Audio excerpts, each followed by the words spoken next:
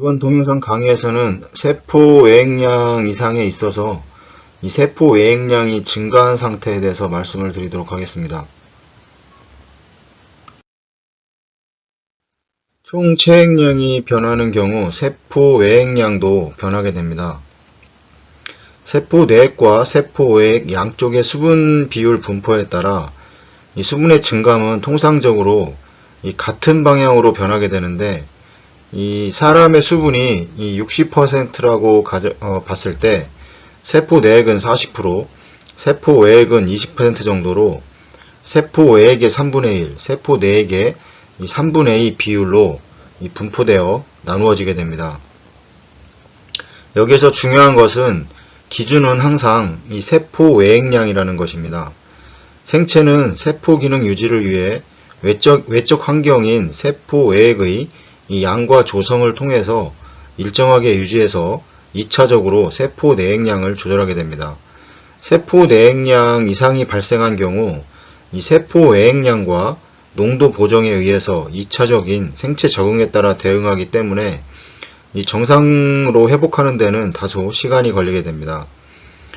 이전 동영상에서도 설명을 드렸지만 이 생리식염수를 주입했을 때와 이 땀 등으로 수분만 상실한 경우 차이를 보이게 되는데, 이 생리식염수의 경우에는 이 세포 내로 유입되지 못하고 이 세포 외액에 간질액과 혈관이 구액의 비율로 재분포된다고 말씀드렸습니다. 통상적으로 생리식염수 1리터 중 4분의 3이 간질구액으로 유입되며 4분의 1이 이 혈관에 남아있게 됩니다. 이런 상태가 발생하는 이유는 나트륨은 이 세포막을 자유롭게 통과하지 못하기 때문에 세포 외액의 구액의 크기에 따른 비율로 나누어지게 되는 것입니다.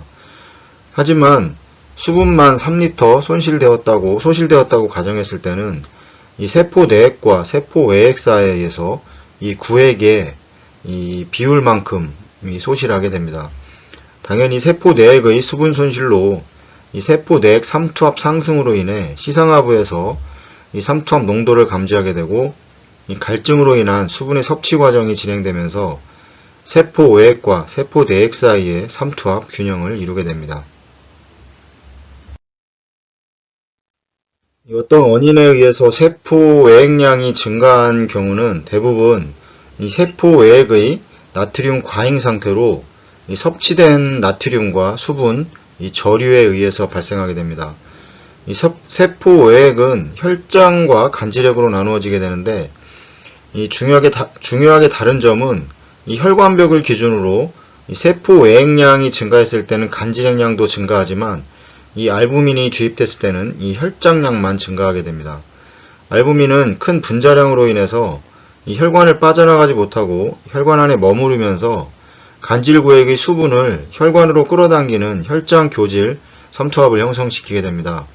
이 부분이 중요한 점은 이 체해순환 상황에서 간질액의 수분 증가는 결국 부종이 형성되는 것이기 때문에 어떠한 원인에 의해서 이미 간질구액의 수분이 증가한 경우이거나 또는 점점 진행되고 있는 경우에 간질구액의 수분을 제거하기 위해서는 이 혈관 안의 삼투압을 상승시켜 주어야 하기 때문에 이 생리식염수 주입만으로 간질구액의 수분을 제거하기 어려울 뿐만 아니라 오히려 간질구액의 수분을 늘리는 결과만 가져오게 됩니다. 이 심장수술을 위한 체해순환이나 에크모의 경우에도 마찬가지로 이 부분에 대해서 항상 인지하고 있어야 하며 상황에 따른 올바른 대처를 해야 한다고 생각을 합니다. 이 심장병을 가지고 있는 환자 또는 에크모 대상이 되는 환자에게서는 주로 이 조직의 유효순환 혈액량 또는 관류량, 퍼퓨전 플로우 등 이 모든 같은 의미로 일컬어지는데, 이 최초에는 가지고 있는 질병에 의해 조직의 유효순환 혈액량이 감소하게 되면서 이 세포 외액의 혈류량을 늘리기 위한 시스템이 작동하게 되면서 결국에는 이 심장에서의 심박출량 저하로 인해 유효순환 혈액량은 줄어들어 있지만 이 전체 체액량은 늘어나 있는 결과를 가져오게 됩니다. 이러한 전체 체액량이 늘어나 있는 상태에서는 이 경동맥, 심장, 신장에서 이 압력 수용체가 이를 감지하게 되고, 이 교감신경계, RA 시스템을 억제하고 심방에서의 AMP 분비 촉진을 시키게 되고, 이 전신 혈관 저항을 떨어뜨리며 이 신장에서 나트륨 배설을 증가시키는 조절계가 작동을 하게 됩니다. 실제로 감지하고 조절되는 것은 이 유효순환 혈액량이며, 즉 생체에 중요한 것은 이 조직 관료량입니다. 세포 외액량과 유효순환 혈액량은 보통 비례해서 변동하지만 이 병적 상태에서는 괴리가 생길 수 있습니다. 그렇기 때문에 병적 상태에서 세포 외액량이 늘어나 있더라도 유효순환 혈액량은 줄어들 수 있습니다. 이 심장질환이나 간병변을 가진 환자에서 이런 상태를 자주 접할 수 있으며, 이 체순환을 진행하는 상태에서는 이 과도하게 전신에 분포되어 있는 수분을 어떻게 하면 이 효과적으로 제거해 줄 수 있는지 한번 생각해 봐야 합니다. 가장 먼저 시행되어야 할 것은 조직세포에 이 퍼퓨전 플로우, 즉 관료량을 충분히 전달하는 것이 우선되어야 할 것이고, 이 유지된 관료량을 바탕으로 신장의 소변 배출량을 늘리는 것이 중요하게 됩니다. 충분한 관료량이 형성되지 않은 상태에서는 체순환 자체로 인해 추가적으로 전체 체액량을 늘리는 부작용이 발생할 수 있습니다. 앞선 슬라이드에서도 설명을 드렸지만, 이 어떤 원인에 의해 세포 외액량이 증가했을 때의 징후로는 이 세포 외액의 간질구에게 이 수분이 축적되게 되는 부종이 대표적이고, 이 중력이 가해지기 쉬운 부위에 잘 나타나게 됩니다. 그 외 발생 질병에 따라 복수 또는 이 폐부종이 발생할 수 있습니다. 이 심장 기능이 정상인 경우에서 혈장량이 증가하면 이 혈압도 동시에 증가하게 되지만, 이 심장이 저하되어 있는 경우 경정맥이 팽창되어 있다던가 이 폐우열과 이 심부전이 발생하게 됩니다. 그림에서 보시는 것처럼 이 어떤 원인에 의해서 세포 외액량이 증가되어 있는 경우 이 흉부 촬영 사진에서 심장 흉곽비가 증가되어 있을 수 있으며, 이 폐우열과 이 흉수가 보일 수 있고, 이 모니터링 과정에서는 이 중심 정맥압이 정상 이상 상승되어 있는 경우 세포 외액량이 증가되어 있다고 할 수 있습니다. 이 결과적으로 수분 증가로 인한 이 체중 증가가 보이게 됩니다. 부종은 간질의 수분량 증가에 의해서 발생되는데, 이 중력이 작용하는 곳에서 만져서도 알 수 있습니다. 전신 부종의 원인은 결과적으로 나트륨이 과잉으로 발생되지만, 나트륨 과잉이라도 고나트륨 혈증이 보이지 않는 이유는 이 농도계의 조절에 의한 나트륨 과잉에 따른 수분 저류와 이 ADH 분비 자극 및 갈증에 의한 수분 섭취가 나타나기 때문입니다. 판막의 역류라던가 협착 또는 관상동맥의 문제로 인한 심박출량 저하 등 이 심장병에 따라 이 체순환 중 전체 체액량에 따른 수분이 제거 정도를 다르게 해주어야 합니다. 신장이 거의 없는 상태에서는 거의 모든 경우 체순환을 통해서 과도하게 축적되어 있는 수분량을 제거해주는 것이 좋지만, 이 신장의 기능이 정상인 상태에서 이 체순환 중 과도한 체액량의 제거는 또 다른 문제를 일으킬 수 있기 때문에 이 환자의 상태를 정확하게 파악해서 체순환 중의 전체 체액량에 대한 조절을 해줘야 합니다. 심장병 및 이 동반된 질환으로 인해 환자의 체액량이 어떠한 상태가 되었는지 파악해서 그 상황에 맞게 체순환 과정에서 이 체액량을 조절해 줘야 하는데, 이 생각해 봐야 할 점은 이 어떠한 원인에서든 이 유효순환 혈액량이 줄어들어 전체 체액량이 늘어나 있는 경우 이 신장의 상태에 따라서 이 체순환 중 조절이 필요할 것이고, 제일 우선적으로 생각해야 할 점은 체순환 시작부터 종료 시까지 이 충분한 관료량을 유지한 상태에서 신장의 기능을 충분히 살릴 수 있는 방법으로 체순환을 운용해야 할 것입니다. 여기서 부종은 이 국소부종과 전신부종으로 나눠서 볼 수 있습니다. 이 국소부종은 이 정맥 폐쇄에 의한 모세혈관에서의 정수압이 상승하거나 임파관이 막히는 경우, 이 염증 등에 의해서 이 모세혈관의 투과성이 항진되어서 이 혈장 교질 삼투압이 저하되거나 또는 간질구액의 교질 삼투압이 증가한 경우 발생할 수 있습니다. 이 전신부종의 경우에는 이 신장을 통한 나트륨 배설 저하에 의한 이 나트륨과 수분의 저류가 이 세포액량 증가의 요인으로 반드시 존재하게 됩니다.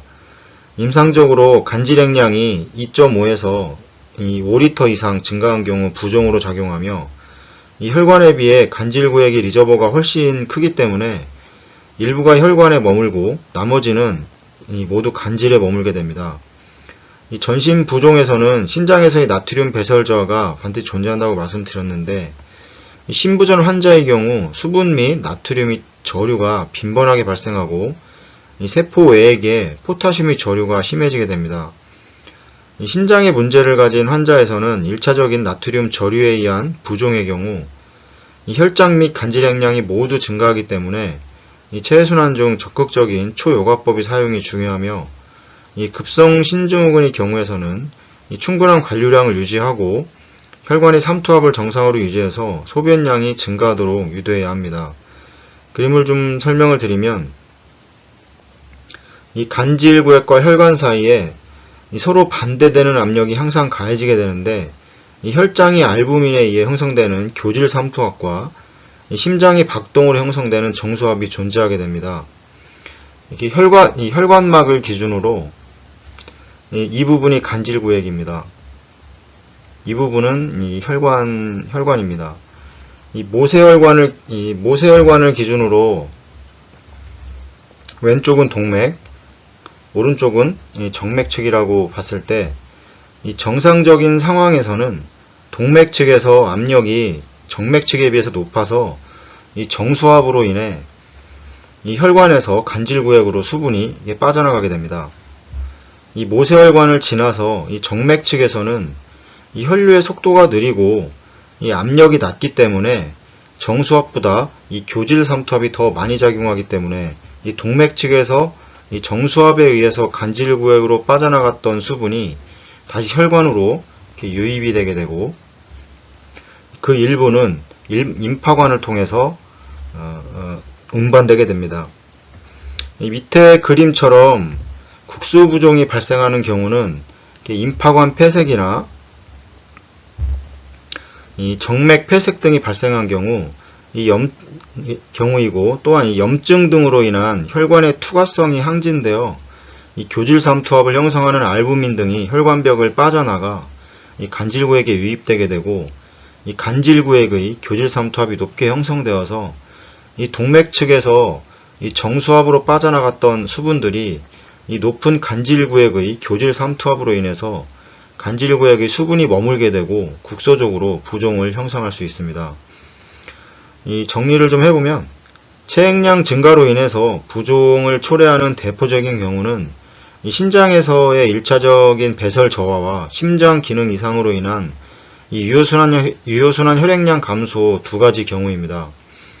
신장에서 1차적인 나트륨 배설 저하는 진행된 신부전이나 급성 사구체 신염, 신증후군 등이 있으며, 이 신증후군에서의 부종 형성에서 혈장 알부민 농도 저하에 의한 교질 삼투압 저하도 관여하게 되고, 이 요세관에서의 나트륨 재흡수 증가도 관여하게 됩니다. 신장에서의 나트륨 저류에 의한 부종의 경우에는 이 혈장량 및 간질액량 모두 증가하기 때문에 이 체해순환 중 과잉되어 있는 체액을 제거해 줄 필요가 있습니다. 이 과잉되어 있는 체액을 제거하는 과정에서 제일 먼저 유지해야 할 것은 유효순환 혈액량, 즉 관류량이며, 이 관류량을 유지한 상태에서 최우선은 이 소변량을 늘려서 체액량을 제거하는 것이고, 이 소변량이 부족할 경우에는 이 추가적으로 헤모필터를 이용해서 과잉되어 있는 수분량을 제거해 주어야 할 것입니다. 그렇다면 충분한 관류량이 얼마인가, 이런 의문이 들 수 있는데, 이 부분에 대해서는 다른 슬라이드를 통해서 설명드릴 수 있는 기회가 있겠지만, 한 가지 말씀드리고 싶은 점은 이 많은 책에서 언급하고 있는, 이미 많이들 알고 계시는 관류량의 범위에 대한 고정관념을 넓혔으면 하는 바람이 있습니다. 이 동영상을 시청해 주셔서 감사합니다.